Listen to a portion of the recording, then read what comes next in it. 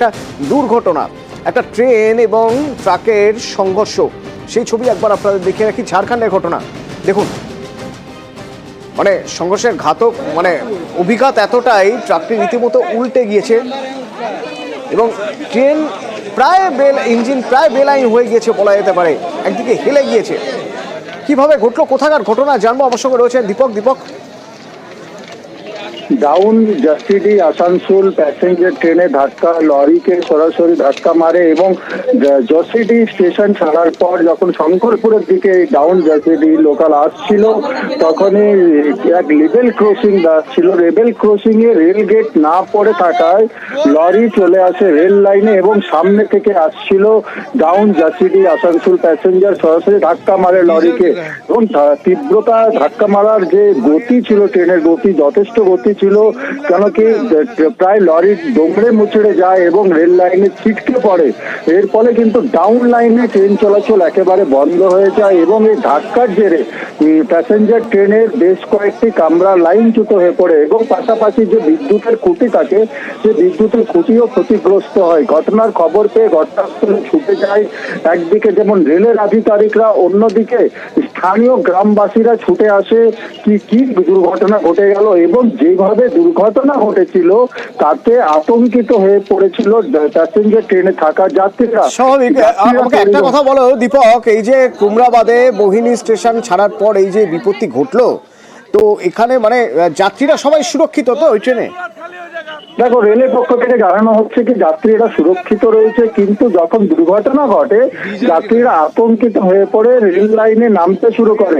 সে সময় স্থানীয় গ্রামবাসীরা যাত্রীদেরকে রেল লাইন থেকে সরিয়ে অনেকটা রেল লাইন থেকে নিরাপদ জায়গা দূরে নিয়ে আসে এবং যে ঘটনাস্থলে রেলের আধিকারিকরা যখন পৌঁছে তখন দেখতে পাই কি যে লরিকে ধাক্কা মেরেছিল প্যাসেঞ্জার ট্রেন রেল গেট না পড়ে থাকায়, যে লরি চলে এসেছিল রেলওয়ে ট্র্যাকের মধ্যে, সেই লরির চালক পলাতক রয়েছে। অর্থাৎ গাফিলতি কার তা নিয়ে একদিকে যেমন তদন্ত শুরু করেছে রেল, অন্যদিকে লাইনচ্যুত হওয়া কামরাগুলিকে লাইনে তোলার কাজ এবং বিদ্যুতের খুঁটি যে হলো ক্ষতিগ্রস্ত হয়েছিল সেই বিদ্যুতের খুঁটি মেরামতের কাজ শুরু করেছে। এরপরে ট্রেন চলাচল স্বাভাবিক হবে। কিন্তু এই যে যেখানে হয়েছে, যেখানে এই দুর্ঘটনা ঘটেছে সেখানের এই যে রেলগেট, এই রেলগেট ম্যানুয়াল ছিল নাকি অটো ছিল? মানে গাফিলতি যদি দেখতে হয়, প্রথমত তো গাফিলতি এটাই যে রেলগেট সেখানে পড়েনি।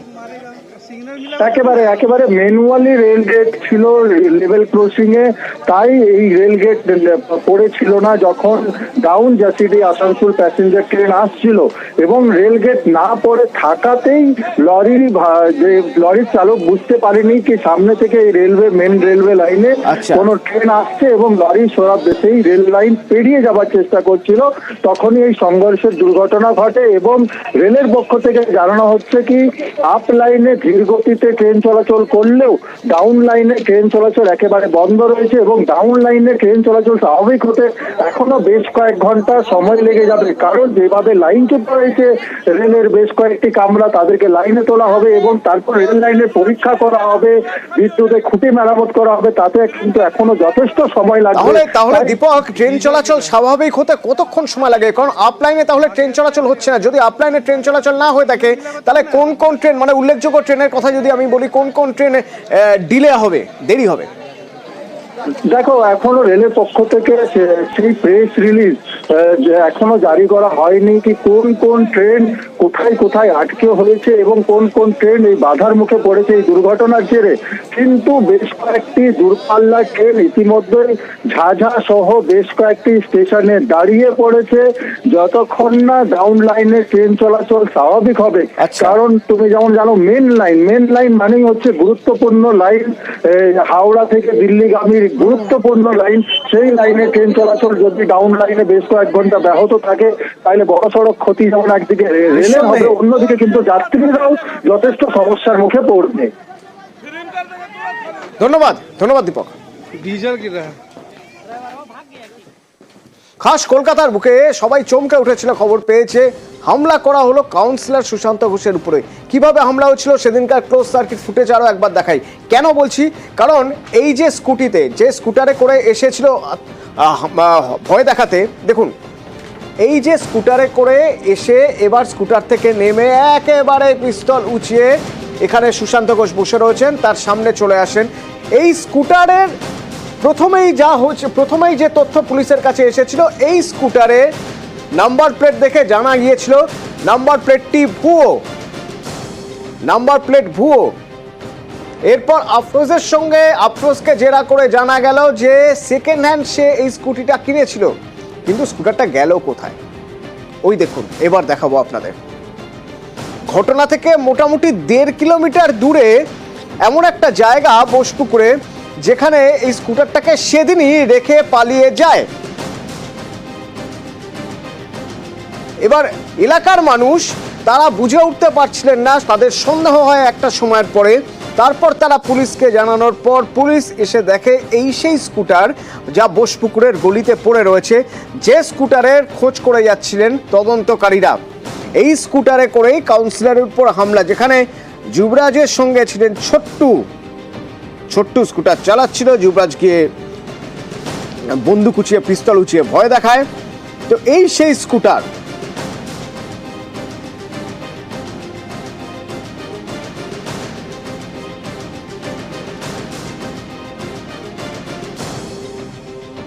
ওই শুক্র শনিবার নাগাদ। তারপরে আমার হাজবেন্ড রবিবার দিন কমপ্লেন করেছেন থানায় জানিয়েছিলেন যে আমাদের এখানে মানে স্কুটিটা পড়ে আছে কবে থেকে আর কি, রবিবার সকালে। পাড়ার অনেকেই দেখেছেন আর কি, তো অনেকেই কমপ্লেন করেছেন। আমার হাজবেন্ড কমপ্লেন করেছিলেন আর কি যে কবে থেকে পড়ে আছে, তো থানায় কমপ্লেন করেছিলেন। আমরা খবর পেয়েছিলাম, একদিন মনে হয় এসেছিলেন, কিন্তু চাবি দেওয়া ছিল আমাদের, তাই জন্য বুঝতে পারেন না আর কি। আমার হাজবেন্ডের সাথে কথা বলেছেন যে কবে কোন টাইমে উনি ফোন করেছেন আর কি, কটার সময়, রবিবার দিন কটায়, সেসব ডিটেলসে দিয়েছেন।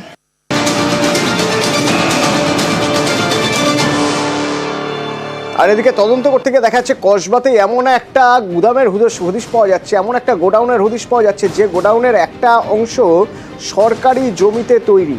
তো এই গোডাউন কার? এই গোডাউন 2000 স্কোয়ার ফিটের গোডাউন। এই গোডাউন কার, মালিকানা কার, এবং কিভাবে এই গোডাউন তৈরি হলো সরকারি জমিতে? সরকারি কতটা জমি এখানে নেওয়া হয়েছে তা খতিয়ে দেখা প্রয়োজন।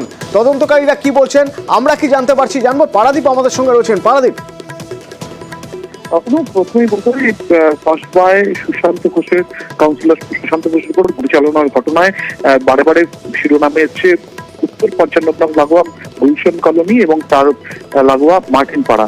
আর এই মার্টিন পাড়ার 2000 স্কোয়ার ফিটের গোডাউন, সেটা কিন্তু ইতিমধ্যে বারে বারে সকলের নজরে এসেছে। কারণ কসবায় কাউন্সিলর সুশান্ত ঘোষের উপর পরিচালনার ঘটনা, যিনি মূল অভিযুক্ত, সেই গুলজার ধরা পড়ার পরে, পুলিশের হাতে ধরা পড়ার পরে তিনি যেটা অভিযোগ করেন যে মার্টিন গুলশন কলোনিতে তার একটি 2000 স্কোয়ার ফিটের গোডাউন, যেটি সুশান্ত ঘোষ ঘনিষ্ঠ হায়দার আলী তিনি সেটি দখল করে নেন এবং তার থেকেই শত্রুতার উৎপত্তি এবং তারপরে যাবতীয় ঘটনার সূত্রপাত।